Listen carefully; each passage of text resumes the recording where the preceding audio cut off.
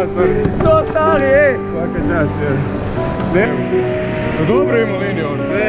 A? Ne. Ladies and gentlemen, that's it for today.